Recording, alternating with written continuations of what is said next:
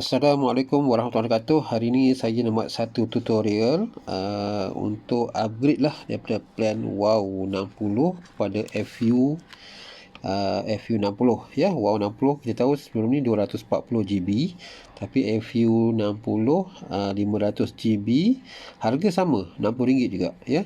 Cuma dia beza dia yang WOW 60 boleh carry forward kalau tak habis, tapi yang FU 60 ni tak boleh carry forward, tapi data dia besar lah, 2 kali ganda. Okey ya.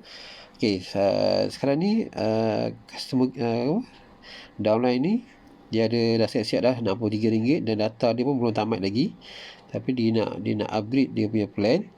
Jadi mula-mula kita kena unsubscribe dulu ya. Kita kena tekan unsubscribe,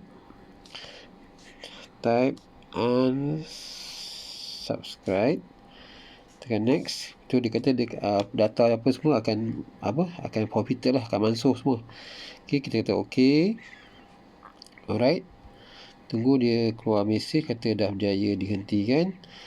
Itu dia kata tunggu 15 minit. Okey, tapi kita boleh buat terus insya-Allah.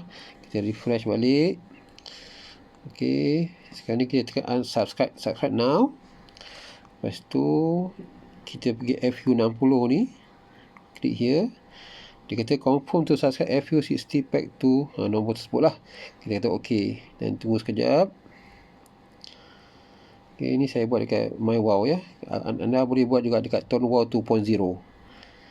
ok, jadi kita tutup ini, kita patah balik, sentuh skrin, tolak ke bawah. Ini namanya kita refresh ya. Sentuh skrin, kita tarik ke bawah. Ok, dah tolak RM60 dan data dah masuk. High speed data dah 200GB. Okey. Alright. Itu saja untuk tutorial kali ini. Kalau ada pertanyaan boleh tanya nantilah. Ya, boleh WhatsApp saya, Branch Megat. Assalamualaikum warahmatullahi wabarakatuh.